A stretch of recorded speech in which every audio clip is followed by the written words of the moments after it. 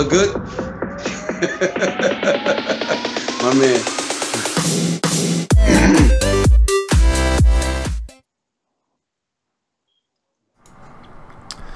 What's going on, YouTube? RDAPdan here. Sorry for the delay. I was having some technical difficulties there.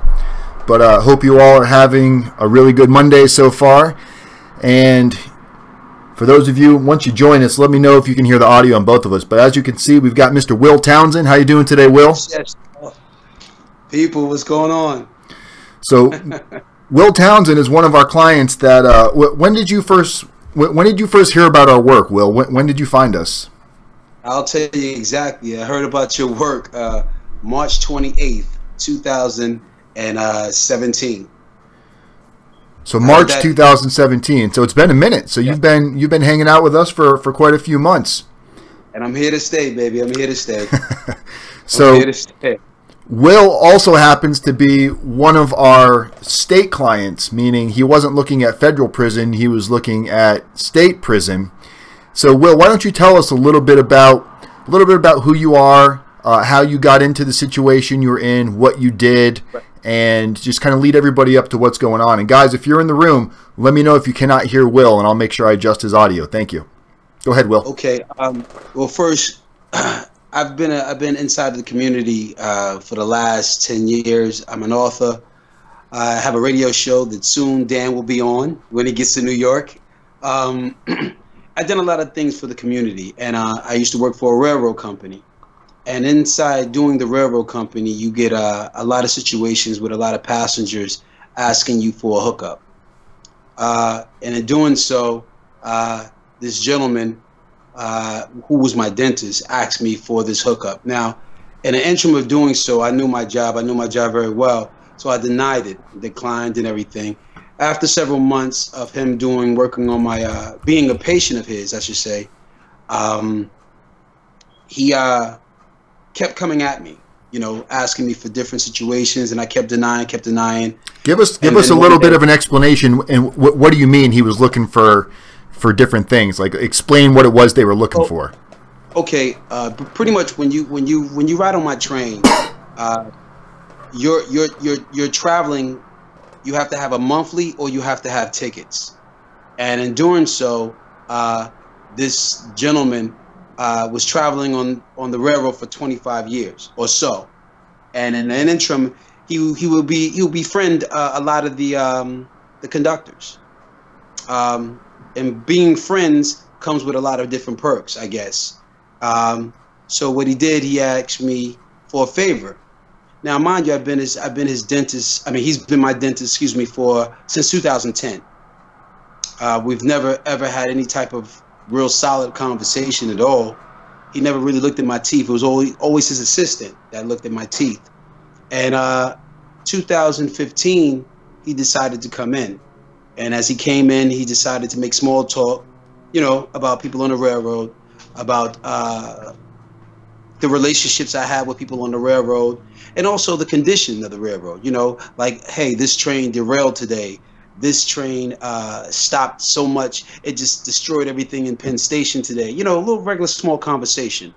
Well, he had to do my mouth for about 5-6 weeks. And in doing so, every week, he would add pressure and more pressure.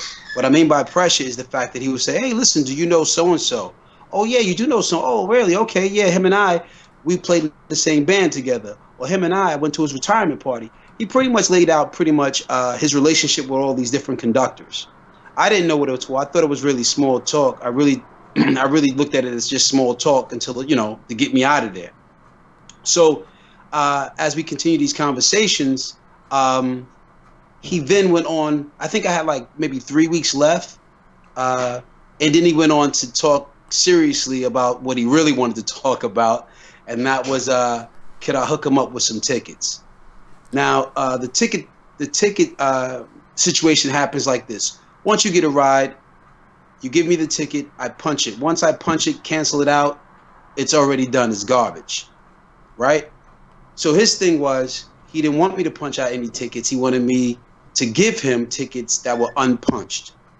If you understand what I'm saying, Dan? Right. So, but explain to everybody. So, how much did a typical ticket cost? Whether it was a monthly, like what was it he wanted from you? What was the monetary value? Like, what was he going to be saving? Right. Well, he was going to be saving what, a few $100s, what, $100 or $200, $100 or $200. That's about it. A month. Average ticket, a monthly ticket will be anywhere in the range from $350 to $450. His trip will be close to $450. So $450 or $450 per ticket? No, $450 a month. A month, okay. And how much was he offering to give you for these tickets? Well, he said that this is what he said. He said he'd been doing business with a lot of the other conductors, and by doing the business with the conductors, they was charging him like, I think, $150. So $150 for roughly a $400 ticket. Correct. Okay. Right. So he was saving himself. A nice substantial of money. You know what I mean? He was saving himself what, $200-$300. But he'd been doing this for so many years that he was used to this. You know, sometimes when you're doing things for so long, you become a condition. It becomes a culture. You know what I mean? Where you're doing it and you don't realize that you're doing anything wrong. And because he befriended so many different conductors, he was part of the rat pack, so to speak. You know, he was part of the guys, the good old boy clan, you know? Right. So he propositioned me the first time, and I said no. Like, Doc, you can lose your license, I can lose my job, and so on and so on. And I think he understood what the deal was because, like I said, he's been doing this for several years. So in doing so, I denied him, walked out, and I had to come back the next week because he was working on my mouth, you know, working on different parts of my mouth. So each week I came back. Of course, the last part of his conversation to me was like, hey, listen, you know, we can do this in my office, right? And I was like, looking at this guy like, my man, you didn't hear me last week? Like, we had this conversation, you know? So make a long story short, several months goes by and he gets caught. Now, in the interim of getting caught, before he got caught, I had a whole bunch of canceled tickets that in my breast pocket. Because usually when we going through the train early in the morning, we just snapping, put it in, snapping, putting it, snapping, and put it in our breast pocket, you know? So I run up to him and I go get my mouth checked out. As he's pulling me back, the tickets falls out my pocket. I said, well, Doc, those are no good. Those are no good. Oh, okay. So I help him pick them up, put them in the garbage, and then we move on. As I move on throughout the day, everything was fine. Everything was good. It was no problem. He checked my teeth. I moved on, took my train, and that was it. He told me to come back in a matter of I think it was like 2 months or so to get a checkup. So I said, okay, no problem. So we're talking over the phone.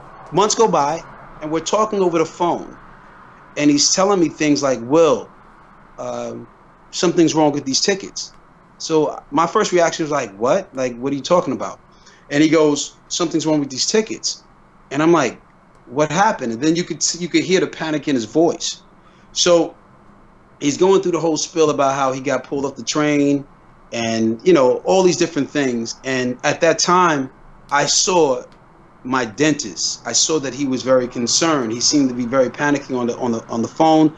So I'm trying to, you know, pretty much kind of let him know, like, listen, this is what you have to do. This is what you got to do. First of all, relax.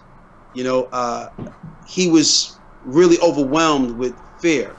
So I felt like, one, he's my dentist. Two, I mean, he's not my friend, but we had great conversations, you know, I thought anyway. So I try to find ways of pretty much having him relax. Well, little did I know, the phone call was being recorded. Now, he tells me, he goes, yeah, you know, the cops pulled me off the train. So I said, okay, you know, it was no big thing. I said, okay, well, just because they pulled you off the train, it's not a big deal. What's going on? So he goes, like I said, he goes on to tell me what goes on. And then after the conversation, that was it. So I'm going on with the rest of my life. And in July, I get pulled off the train by police officers. in handcuffs. I was really, I was embarrassed. I was ashamed. You know, my character, my integrity was everything.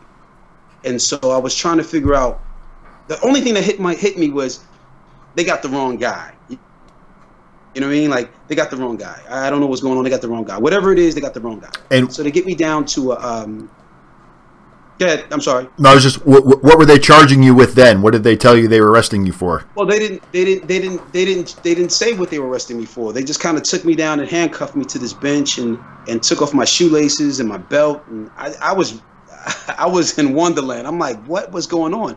So then he tells me, a guy comes out, a police officer says, he asked me questions and about the railroad. And I'm like, okay. And I'm like, well, why are you guys taking me off the train? Well, we'll let you know. We'll let you know sooner or later. We'll let you know. It's very, very nasty. A detective was really talking to me. Very nasty. And so at the end of the day, they kept me for about an hour.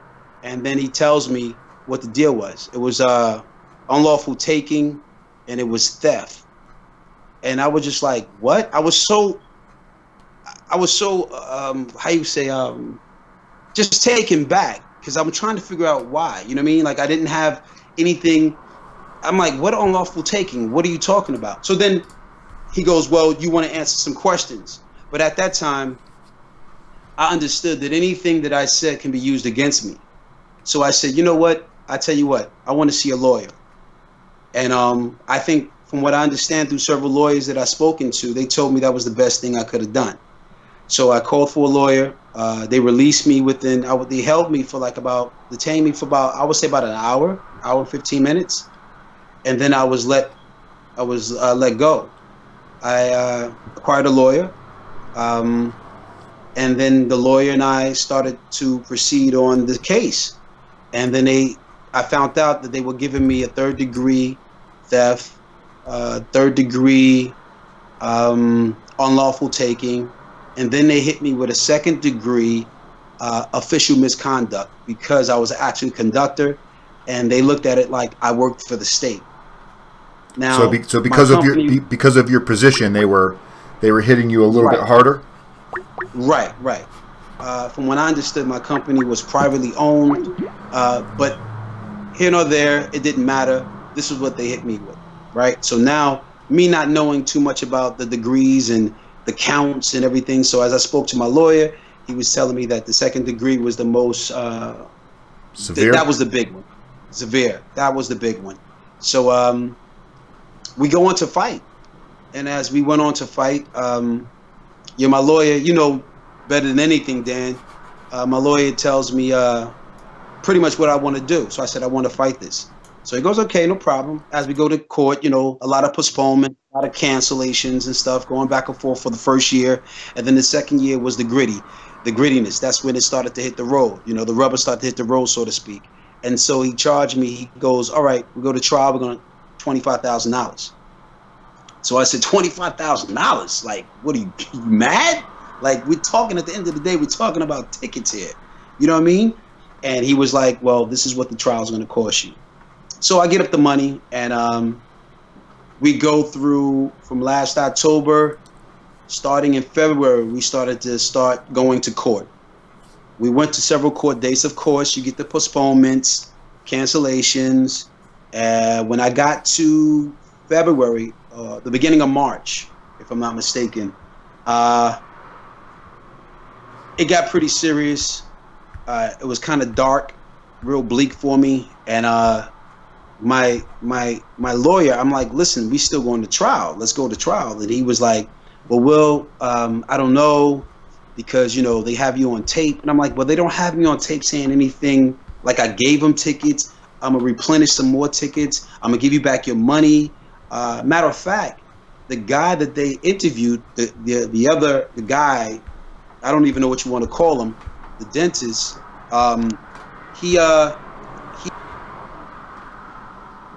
was never charged with anything. They let him go. Like, his life went uninterrupted. You know what I mean? And so I was like fighting for my life and my freedom here.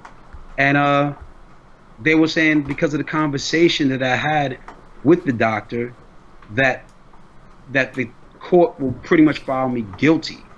So I'm like, guilty of what? Like, I'm still trying to figure this out. I'm still numb to this. Anyway, my lawyer goes on. I ask my lawyer, so we're talking about how much time here. So this guy we in court. He goes in the back with the prosecutor and the judge. No, with the prosecutor. He comes back out. Now, mind you, when he went inside, he had these numbers of what each count actually does for like the time. Like, for instance, we'll say unlawful taking, that's 5 years. Where he had on his paper, I think he had on his paper 2 years. All the numbers that he had were not correct. When he comes back out, he actually scratches off the numbers and he inputs new numbers. So I'm looking very confused, right, and befuddled. So I'm looking at him like, what's going on? He goes, well, my numbers were wrong. I said, what do you mean? He says, you're looking at 10 to 20. So that's if you went to trial and lost, right? What you say? That's if you went to trial and lost. Hold on, Dan. Something. I can't hardly hear you. Can you hear me now? Hold on a second, okay? Can you hear me? Yep, I can hear you. Okay.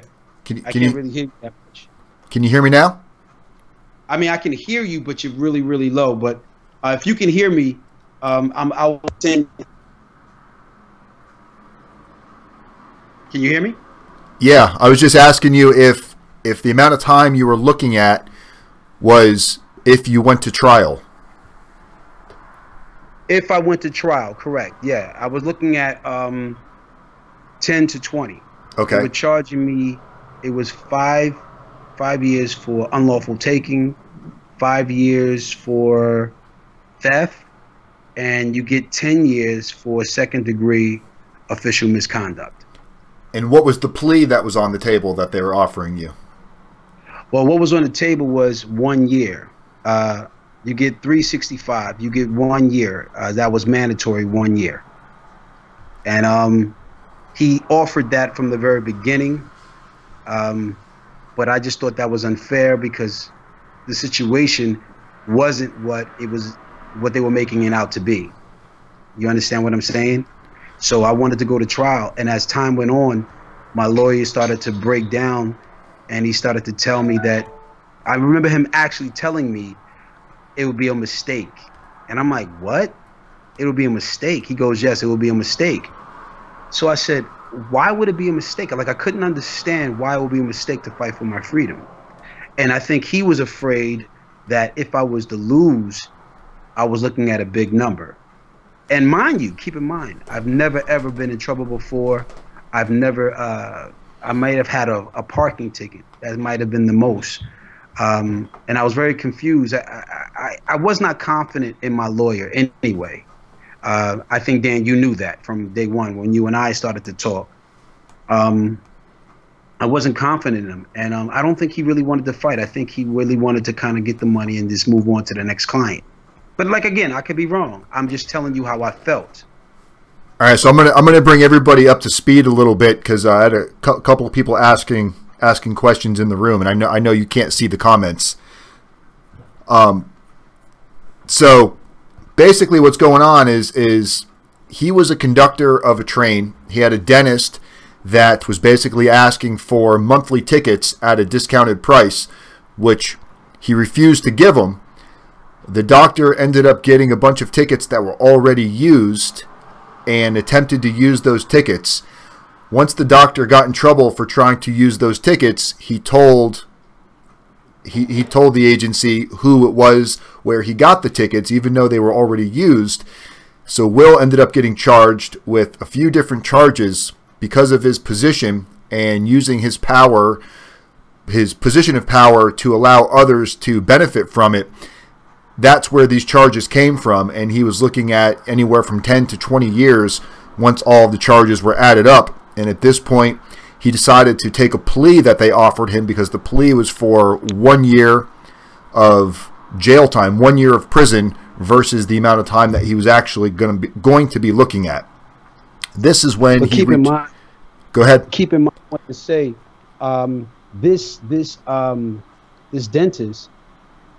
When he was being testified, when he was being questioned, He was lying to the cops so much. One of the detectives said, how many times are you going to change your story? Come to find out, he was hiding his real friends, the other conductors that he's been getting tickets from like 20 years. He's actually told the cops he's been doing this for 20 years. He named like 5 other conductors that he was actually getting tickets from. And they never, ever questioned these guys. They never even, they never interviewed him, nothing. Matter of fact, when he gave me that call, that famous call to being recorded, they asked him when he was being interviewed, when we pulled you off the train back in May, when he first got caught, who did you call first? He told them he called a conductor. But they never even tried to, they never even tried to record that conversation. No one knows what was said in that conversation. It could have been many things that were said in that conversation. He could have said, well, listen, this is what happened. Don't mention my name. It could have been anything. Right. So a month later, that's when they got me on the phone. We got somebody asking you a question, Will. Okay. Miss Dutchy, she wants to know if the dentist used the tickets that you dropped off in the office, the punch tickets. Right, that's what I'm saying. I don't know because it was months later. Okay. See, and that's the thing. He was getting tickets from other conductors. He never got caught with money that I gave him. Never got caught with tickets that I gave him. They would just use it. It was just his word. So as everybody can see, obviously this is a state case. Most of the people that are watching our channel are involved in a federal case, and the similarities are there's a lot of hearsay that goes on when, especially when you're looking at federal indictments. The similarities are it doesn't always come out in the truth where things are able to get proven. They can go off of hearsay. People can make up things. Clearly, this doctor had several different stories, so it dropped out on the floor. So it makes it a little bit frustrating because it's not necessarily based 100% on facts. Are there some things that right. Will could have done different? I'm sure there's a lot of things Will could have done different. Anybody that's in a career where somebody's offering you cash on a regular basis to, bend the rules, do this, and you don't necessarily know that you can maybe go to prison over it, a lot of people might be tempted to make that wrong decision. So somewhere along the line, some things got serious for you, where now you're actually looking at a serious amount of time. So when they're holding that giant cloud of time over your head, and then they're offering you a plea, where it's take this plea and we'll only give you a year, go to trial, and we're going to send you away for 10, 15, 20 years for, in essence, some train tickets. So once you decided to take your plea, at this point, you're admitting guilt. Regardless whether you did anything or you didn't do anything, you're saying you did it in order to be able to take a plea. So let's talk about what your mind frame was when you were taking this plea. How certain was your attorney that you were actually going to get jail time? What was your attorney's position on maybe you getting probation? That's what he tried to do. Me personally, I realized that he screwed up a lot.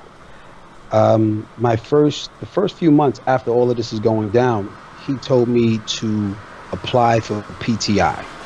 PTI is pretrial intervention.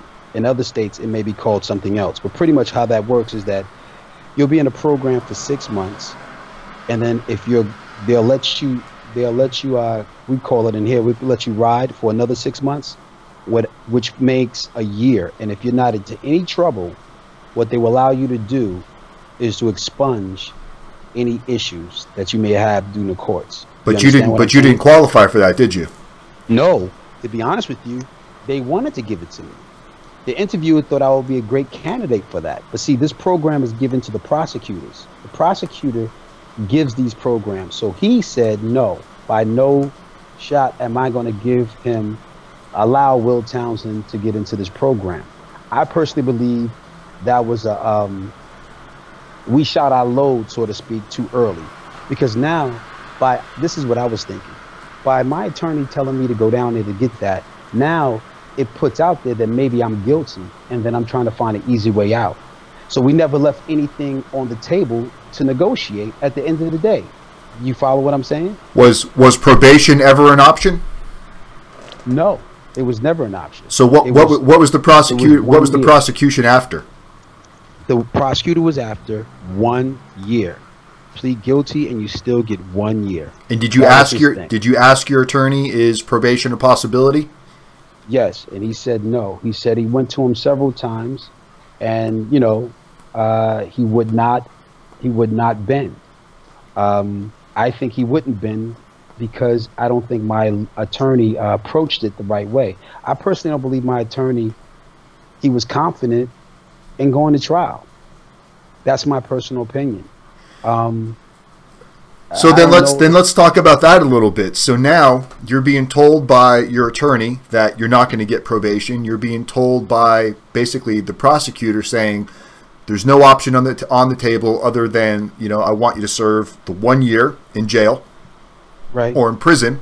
So at some point you start accepting. This is pretty much when you and I started talking, and I even told you, hey, you're gonna have to accept the fact that you're possibly going to have to do a year in jail, and it's not going to be the end of the world. So we started going down that road because that was likely a reality. That was a very possible reality that you were going to go to prison. Your attorney was telling you you're getting prison time. The prosecutor was telling you you're getting prison time, and there was no other options on the table. But when I told you that ultimately it's up to the judge, based on what you do right now from this point forward, on how well you start preparing, and we started talking about have you prepared any personal narrative or character reference letters, or are you out there in the community doing community service, building a mentor network? And you told me pretty much no, that you hadn't started any of that yet. When you asked your attorney, can the judge give you probation, what did your attorney tell you? No. And you know, this is the best part of the whole situation when I met you, Dan, because when I met you, I was defeated, bro. I was destroyed. And a good friend of mine's, it was just the way God works is like amazing, you know, because I remember that day was so dark, and I got this text from my brother named Jeff. And Jeff said he just sends me a video of rdapdan. I'm like, who's rdapdan? And he goes, man, just look at the video, bro, and tell me what your thoughts is, right? So I looked at the video, and I'm like, okay. I'm like, wow, he was screwed more than I was. So as I'm looking at the video and listening to you, Dan, talk about your situation, I'm like, wow. And then you started dropping some other knowledge that I didn't know about the judge, about, you know, the allocutions and things like. I'm like, what is that? I was totally naive to a lot of things that the courts that you can do. So right after that video, Jeff calls me. He goes, listen, I spoke to Dan. I'm giving you his number. So I called you, Dan. And when I called you, and I'm not saying this for the video at all, it changed my whole thinking. It gave me strength. It gave me hope to fight. And it just showed me that someone understood, really understood. Because, you know, you got your girl, you got your kids, you got your mom, your dad, you got your boys. People want to support and love you, but they really don't understand the position you're in mentally, physically, and spiritually. They don't understand that. So when I spoke to you, Dan, for that whole hour, I think it was like an hour and a half or whatever, you broke down within an hour and a half exactly what I was going through. And honestly, bro, I was so lifted. I felt like a ton of bricks was lifted off my chest. I could not believe somebody understood totally exactly what I was going through. I mean, it's sending chills up my arms right now just talking about it, because you were in my system, bro. You was telling me how I'm feeling, what's gonna happen. You even gave me the book to get. Remember my man Tony Roberts? Remember him, huh? You know, I mean, I think everybody's gotten that book by now. I've been talking that book for over a year. Tony need to give you some of the proceeds, bro, because you helped him sell a lot. Trust me. Well, but I think it's important to focus on this a little bit, guys, because exactly what Wil is saying is pretty much what everybody else is going through, and that's why it's easy to relate to somebody like Wil or many of you that are watching this right now, because when you're going through this, you really do feel like nobody understands. But what you find out is there's this giant community, whether it's state, federal, what it is, when you're getting involved and wrapped up in the system for the first time, you put all this faith and energy and hope into not just the legal system, but the attorney that you either hired or that was appointed to you. And what can make my job a little bit frustrating at times is you've got your attorney telling you one thing. Basically, Wil's attorney was telling him the judge cannot give him probation because he signed a plea agreement. The judge was bound to giving him prison time. Right. And I'm telling Wil the opposite. I'm going, no, that's not true. So right. Likely, who is Wil going to believe? Is he going to believe the attorney who's gone to school, who's got a degree, or is he going to automatically believe the ex-felon who is charging him a fee to do this information and help him prepare? So it makes it an uphill battle when you have somebody that should be giving you better, more ethical, logical, practical information, and it's not. I've actually had people say, I don't think you're telling me the truth. I'm not going to hire you because my attorney's telling me that what you're telling me can't happen. And when I run into that, my hands get tied, because unless they're on here watching these videos, it makes it very frustrating. So what did we start working on, Wil? I remember you sent me some... I think we lost Wil here. Let me try to get him back on the line, guys. Hold on one second.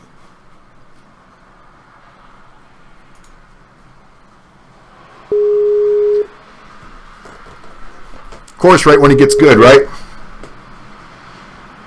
Hey, Dan. Oh, you there? Yeah, I'm here, buddy. Okay. I don't see any video yet. I just hear you talking, but we're just going to go with this until your picture pops up.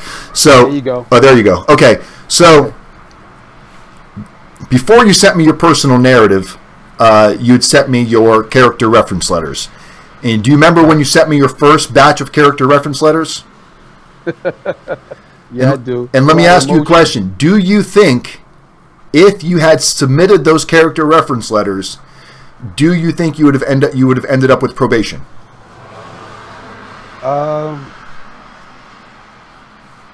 Possibly no. What? I got to tell you, you showed my people how to orchestrate a real letter, and it didn't seem like they understood. I didn't even understand when you changed around my narrative, my personal narrative at the end. I was like, but Dan, I can't say that. You're like, no, you got to say that. Tell him. Talk about what it was. Do you remember what it was? Oh yeah, believe that, brother. Okay, talk about it. Talk about what you had in that last paragraph. Okay, in the last paragraph, I was telling the judge, can you please see it in your power to give me probation? I am a man of the community. I am an author. I'll go on to say a whole bunch of things. Dan changed it around and go, no, you don't say that, because everybody in your position has been pleading to get probation. So what you need to do is say, listen, and you change it and you flip the words around pretty much to say, judge, if you're going to incarcerate me, I'm going to use that time wisely to become not just a regular man, but a better man. I'm going to be a great citizen. I'm going to go in, and when I come out, I'm not going to be the same person, pretty much. And I'm sitting there reading this as you correct. I'm like, Dan, you're telling me to tell this guy to send me to jail. What's wrong with you? I remember having that conversation with you on the phone, and yes, I could hear it in your voice. And I'm like, look, Wil, ultimately, you can put in that letter whatever you want. But I'm telling you right now, if you leave yourself asking for probation in the end of this letter, your letter is going to read like every other letter that judge has read before you, and it is not going to create any type of... Because you've already pled guilty. It's not like you're fighting it saying you didn't do it. You pled guilty, so at this point you're saying you did what they said you did. Right. Now going in there saying, I know I was wrong, but please give me probation. It doesn't really show any actual remorse in your actual character. So by changing that around and making statements of, if you are going to send me to prison today, I look forward to using this time to better my situation. What that's doing is it's planting an additional seed that we're hoping the judge picks up on without the judge thinking that we did it intentionally, even though we did. We want the judge to think about probation without us putting that thought in his mind, because the judge already knows that you don't want to go to jail. So asking for probation is a given. We already know, the judge knows that. And the same thing with your character reference letters. When we first got your character reference letters, I think it might have been your wife. Was it your wife? It was the mother of my child. Yes, Right. the mother of your child. You know, she had great things to say about you, nothing bad about you, but she got a little bit too into a political view of, you know, a little bit on the race side of what the system does to the black man and holding him down. And it's like, look, I get it. And we all know there's plenty of truth in that, or else we wouldn't be in this fucked up society that we're in. But you're dealing with a system that is typically an older generation, especially when you get with judges. Most judges are 60, 70 years old, and they don't want to hear that because, again, it looks like you're playing the victim, or they could assume or perceive that you're playing a victim role when really your wife is, or your ex-wife, or the mother of your children is just trying to help you, things like that. So when we see letters like that, and we're like, man, if a client were to submit a letter like this, that letter could single-handedly change the judge's entire perception and view on you, because you do not know how the judge views that type of topic. So when you get into religion, politics, race, unless you know 100% what the judge and the prosecution's views are on that, and you're going with their views, you might be opposing a view without knowing it, and now you just created a whole nother hurdle for yourself. And your letters, they weren't written poorly. It wasn't like bad grammar or bad spelling. It was the direction of the letters would not have assisted you at all. So tell us what happened the day of sentencing and what you were thinking, because you called me the day before sentencing and you said, man, are you sure what's going on here? Because my attorney is telling me there is no way this judge is going to be able to give me probation. So let's talk about the day of sentencing. What happened that day? Well, the day of sentencing, it was a very scary time for me, very dark. So I go in there, right, and I'm sitting down, and the place is packed, people. So as I'm going in there, right, I see my lawyer. Of course, my stomach starts to turn. So I pull him outside, and I said, listen, is there any way that you can talk to the prosecutor now and maybe get me probation or maybe get me something? And he goes, I don't think so, Will, but I will go ask. So he went, came back 15, 20 minutes later, and he goes, he's not going to break. This is what he wants. He wanted this from day one. I said, well, is it possible I can read my allocution? And he was like, well, you can read it, but the judge may stop you right in the middle of it. I'm like, what? What do you mean? This is, I mean, what are you talking about? And he goes, this is what it is. I said, so when are they going to take me after today? He goes, no, once this sentencing happened, this is it. You got to go in. So I was totally like, I was nervous. I was afraid. I was uncertain. I was just totally lost. And I told my lawyer, I said, listen, well, I'm going to read my allocution, whether he stops me or not. And I'm going to just call it that day. I'm going to give my all right now. Everything that Dan spoke to me about, I'm going to put it all on the table. So I walk in. And as soon as I walk in, he calls me up. And, well, he doesn't call me up. My lawyer actually speaks first. And then he asked of me, he asked if I have somebody to speak in my regards, you know, in my, you know, they want to speak for me. So a good friend of mine went up there and he started telling the judge about some things that I totally forgot that I've done for him and his family, and just pretty much breaking down my character. So he then went on to say, Mr. Townsend, do you have anything to say? And of course, me and my lawyer decided to, you know, we agreed on not to read the allocution, but take from the allocution some of the great parts and really express it to him. And so I did. I went in and said everything that I needed to say. And at the end of the letter, I said exactly what Dan told me that my letter ended with. Pretty much, you know, if you're going to send me to jail, I'm going to use this time wisely and, you know, to be a better person. And the judge said to me, I want you to understand, Mr. Townsend, I read all of your letters. I took time out to read your letters very carefully and your personal narrative. And he went out to pick out certain things that I said that my father said to me when I was a little kid. You know, you have, you know, a man has one important thing. That's his word. Once he breaks his word, he has nothing. So when he started to pick things out of my letters that people were saying and my letters, that my personal narrative, I started to really feel like, okay, what are we going here? All of a sudden, I went totally numb, bro. It's almost like I couldn't hear nothing. I went into this, I walked to the white light and I didn't feel anything. I didn't hear anything. I remember giving the keys to my home to the bailiff that was right next to me. I said, listen, do me a favor. Can you give this to my woman that's sitting in the back? So he grabs him. He goes, all right, we'll wait till after the sentencing. So I said what I had to say to the judge.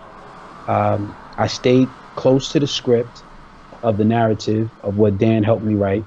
And he said, Mr. Townsend, you are an active person in the community. Mr. Townsend, you've done things for the community. All your letters are consistent that you have given a lot of yourself. And it's true. You have lost so much. You lost your job. You lost your pension. You know, you were homeless for a little bit because of the situation. And to put you in jail will be a vast injustice. So what I'm going to do is I'm going to give you probation. And I looked behind me, bro. No, I didn't even look behind me. I was still caught in the phase because I didn't even know what went down. But all I heard was this big roar of people in the courthouse that didn't even know me, but they understood and felt my case. And the bailiff came back and he pretty much gave me 5 with my keys in his hand. And he goes, you know what, partner, you go back and you give your keys to your woman. Congratulations. And when he gave me 5, or he patted me on the back, I woke up out of my trance like, what the hell happened? And everybody in the courthouse was like pretty much hooraying and cheering. And then, you know, he went on to tell me, Mr. Townsend, I don't think you're going to steer me wrong. I think that you're going to actually, you're going to be okay. And I don't think I'm going to ever see you again. And that's when I knew, oh shit, he gave me probation. What did the prosecution say? Oh man, this is what I got to tell you. He actually went on to say, you know, Mr. Townsend is the epitome of a great citizen. Unfortunately, he signed this piece of paper stating that he will do a mandatory 365 days. And what I'm going to do is I'm going to appeal this. So the judge was like, okay, no problem. You do what you feel you need to do. So just to be clear, so the prosecution was the one saying this to the judge, that you signed a minimum of 365 days. So he was telling the judge that he was going to appeal the judge's decision. Right. Now, mind you, I took the plea. So he already won the case. So I didn't understand why by winning the case, he still wanted to see me in jail. Like, I didn't understand that. And I think he was trying to set an example, I guess, but to this day I'm still confused by that. But he wanted to he says, I'm gonna appeal this decision. And so the courthouse was, of course, people in the courthouse shared some of their thoughts with the prosecutor. And this was back in June 2nd when you got the day of your sentencing. This was June 2nd, yes, 2017. And how long did the appeal process take? Well, it's funny you saying that, because just 3 weeks ago, I think the 20th of September, I had to go to appeal court.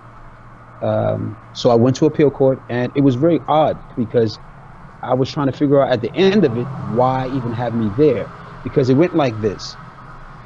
It was like 10 cases in front of me, from kiddie porn to murderers to everybody that was appealing.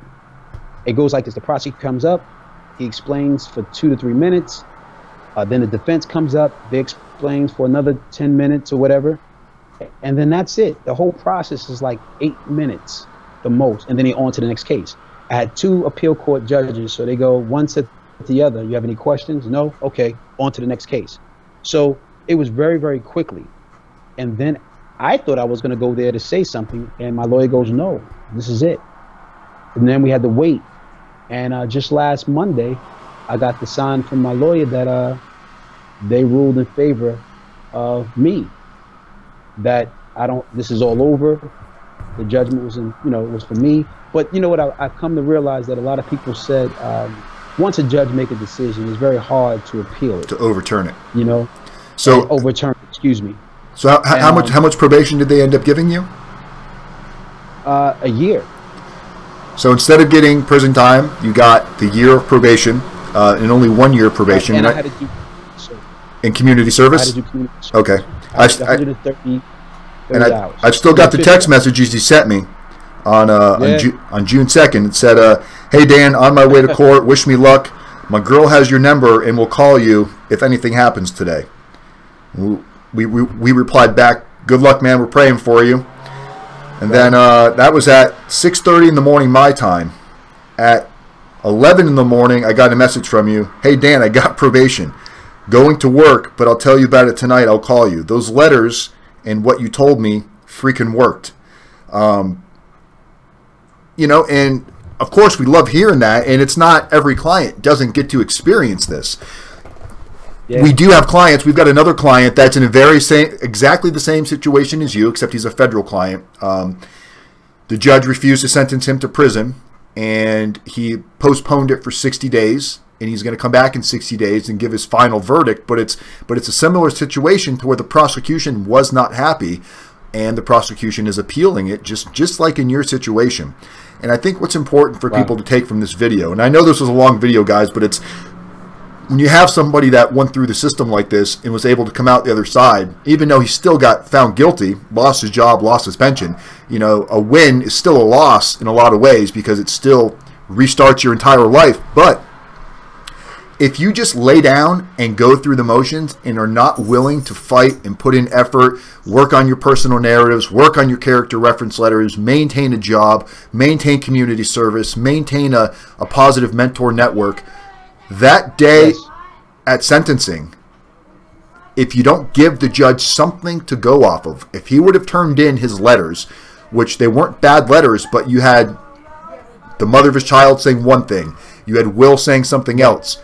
I remember we had to redo your friend's letter. You had all these letters going in different directions. And what we tried to explain to all of you when we're working on these letters, there's got to be continuity through the letters. They all have to be saying their own story, but painting the same picture as, yes, he's a good guy, but at the same time, holding him accountable for what he did and explaining why they're there to show support, why they're willing to write a character reference letter, because Will has taken the necessary steps to explain he knows what he did was wrong and he's owned up to it. That's why these people are writing these letters. And I'm telling you, it can make a difference. That's why we really wanted Will to come on here, not just to praise what we do, but to praise that what we're doing is we haven't recreated the wheel. We're taking a program that's in place and tools and methods that can help all of you, whether you're state, federal, no matter what it is. This can put you into a better situation. Is it going to guarantee to give you probation? No. But in a lot of cases, we don't just see probation, we see shorter sentences. We've seen cases get thrown out. So Will is a walking, living testimony of what hard work, and he did the work. We didn't do the work. All we did was give him a set of tools, a roadmap, but it was up to Will to walk that line and take it for what it was and put in the hard work and effort. If he wouldn't have done anything with it, we would not be having this conversation right now, because he'd more than likely be sitting in a jail cell. And I want to say, Dan, you know, what you've done for me was colossal, bro. I mean, it was major. I took a page out of Todd's book also. You know, I got into the community. I didn't just sit around. I got in the community. I started volunteering my time. I started changing my life too. I started putting in hours and hours of community service before the courts even thought about giving that to me. I wanted the courts to understand that I wasn't the person that they thought I was, or what the prosecutor was trying to represent of me. So I got into community service. I started putting in hours of work. I started feeding the homeless, along with those great letters. They all played a part into this. And if I never met you, Dan, if Jeff never sent me that YouTube video and you and I never had that phone call, I think the outcome would have been a totally different outcome for me. So for that, my friend, I'm forever blessed. I want to thank you. I'm here for anything you may need, brother. And I'm just here. Whenever you need me, I'm here. So we got a question for you from we got a guy in here, Mr. Merrick. He wants me to ask you what your thoughts on lawyers are, and he says sounds like they don't do much but take your money. So, what's your thought on somebody that might be getting ready to go through a situation like this? What is your thought on lawyers? Bro, I mean, I think Dan understands. I think Dan understands my views on lawyers. I would just say this to you: they want the most money for the least work.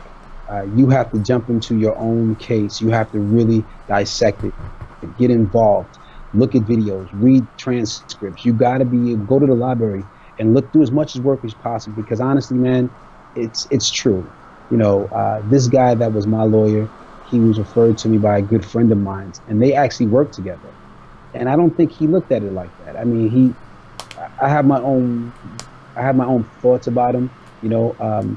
But I would tell you, definitely get into your own case, get involved, read transcripts, go to the library, read books on your case. Try to find a lot of case, what they call them, case laws. Yeah, different case studies on similar situations. Yeah, you have to get into your own case. You just can't let your lawyer do it, because honestly, yeah, Dan, I'm sorry. And you had done community service before you went to sentencing, right? Yeah, that's what I was saying earlier. And like, was the judge aware? Was the judge aware of your community service? Yeah, he actually said he.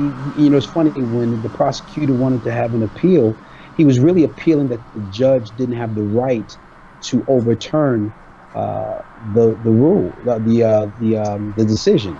So the judge wrote back to the appeal court saying, "I do." He found the case law, and then he went in and said, "Mr. Townsend already did 150 hours on his own without the court getting involved. Mr. Townsend wrote letters that were sent in by Mr. Townsend's people that were all consistent." You know, he understood what type of person I was. He understood that I made a mistake, or that it was a mistake there. And he even said something to the fact that the dentist, this guy, knew several conductors. That's all he could say. So that's pretty much saying he could have got tickets from anybody. Right. You know? So yeah, we just had somebody asking in the room, another one of our clients, Juan, who's in a situation right now, and he's actually got several hundred hours of community service logged already. So he was asking what the judge said about your community service, because, you know, he's hoping. Amazing. He was blown away. And now he was blown away. Now, when you started doing this initially, like you said, you took a page out of Todd's book, and when you said that, what he's referring to is one of our other clients, Todd Hansen, who you guys have probably seen interviews with. Todd was one of our first clients that we really test piloted this mentor program and putting in the community service and seeing if that made a difference, and it made a huge difference. So when you originally started doing the community service, and everybody, when they originally start doing it, they're doing it because they're hoping that it plays an impact at the day of sentencing. However, as you started doing this community service day in and day out, what kind of effect did this have on your on your mood and your outlook as you were putting yourself in doing this community service on a regular basis? How did it change you? Bro, it gave me a sense of this feeling. I never forget this emotional feeling of excitement when I was giving people, feeding the homeless, and seeing them saying, "God bless you." It changed me tremendously in so many ways of giving. I gave so much of myself, bro. Mind you, I was working from 8 to 4, and then I would go in to the shelter to start helping them. Wouldn't get out of there till 10, 11 o'clock at night. The first couple of days, I was just like, oh my God, I got to do this. I got to do this. But after a few weeks, bro, I felt amazing, because I was giving back, not only to the community, but I was giving a piece of myself back. Because believe it or not, when you start doing things like community service, the best part of you starts to kind of come out. You start to give people motivation, but then they start to motivate off of you. And it's almost like a give and take. It's like a reflection. You'll put it out there and it'll come right back. It's true. I said my prayers all the time. I kept positive people around me. I created a ritual for myself. What I mean by a ritual, I will get up in the morning. I will, of course, pray. I will listen to motivational speaking. I would talk with Dan, and then I would go into work, and it set my day. It set my mood.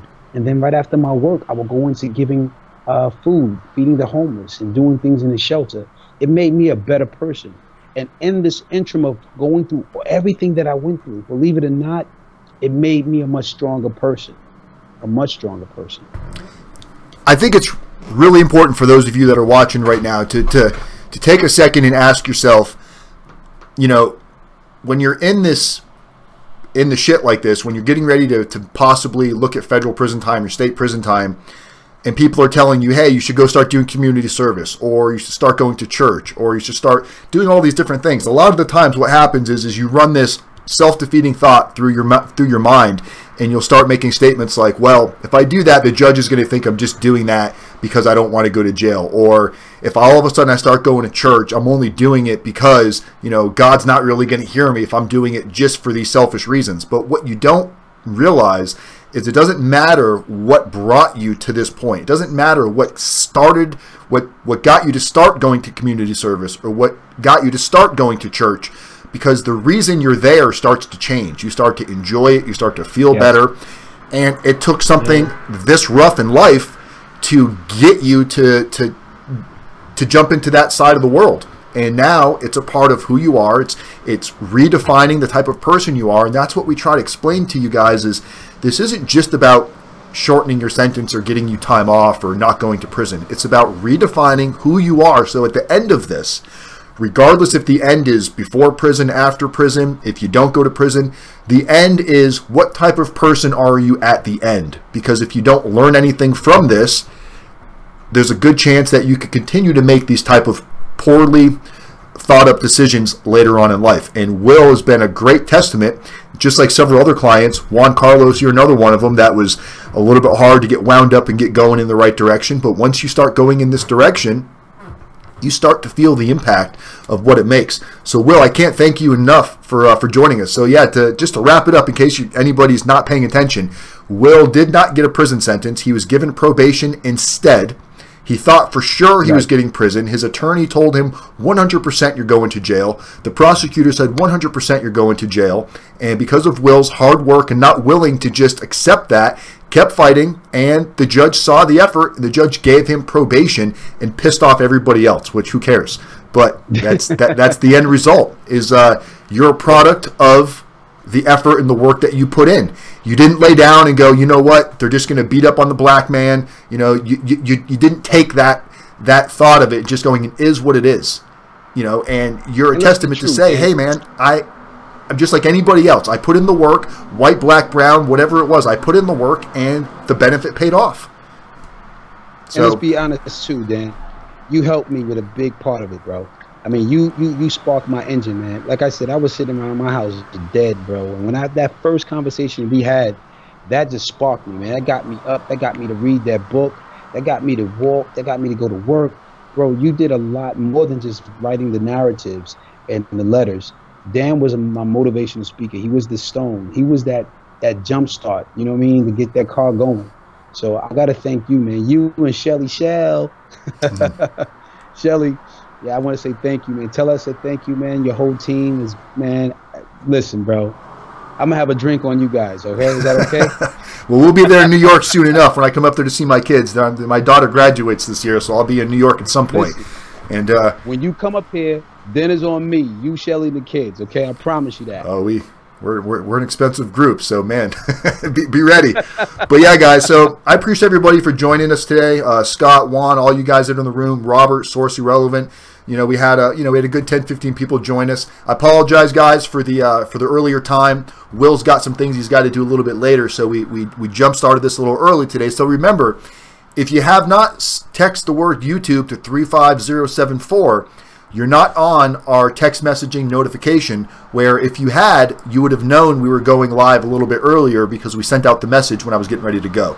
So make sure you do that because it allows you to know when we do time changes. Make sure you subscribe to the channel. Wil, I appreciate you coming on. Hopefully we'll have you on again, talk about where you're at once you get off probation, or if you have any crazy stories throughout state probation, maybe you can enlighten everybody a little bit. But guys, if you have any questions for Wil, you can always email me and I can get them out there to Wil and let you guys know. But the point of this is there is light at the end of the tunnel.